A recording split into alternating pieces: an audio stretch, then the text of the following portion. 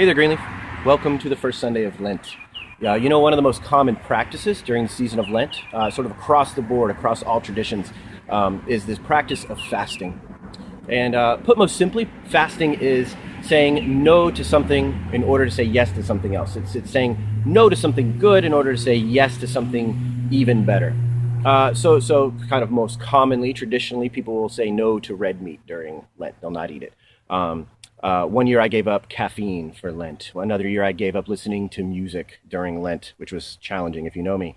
Some people give up other things like watching TV. Perhaps they give up social media, Facebook or Twitter or whatever during that time. But the idea being something that is good and otherwise might not be evil, but in order to spend more time on something better, and that something better is almost always specifically prayer. More times of prayer, reminding us throughout the day whenever we crave those things to pray, and also sometimes just praying for one specific thing throughout Lent.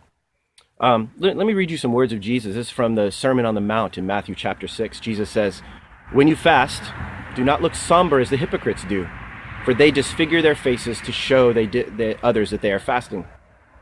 Truly I tell you, they've received their reward in full.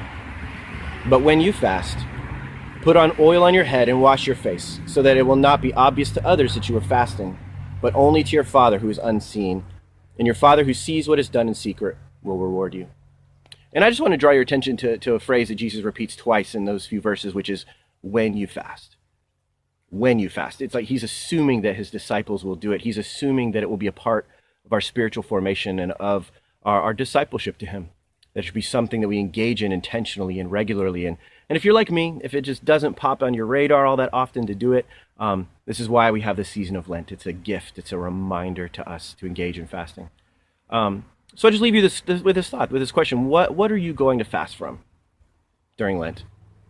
If this is really new for you, and if for a whole season seems too long for you, maybe even just this week, but what's one thing that you could give up in order to devote yourself more to prayer? Let me encourage you to do it, because as Jesus says, your Father who sees what is done in secret will reward you. So a little bit more related to fasting next week for another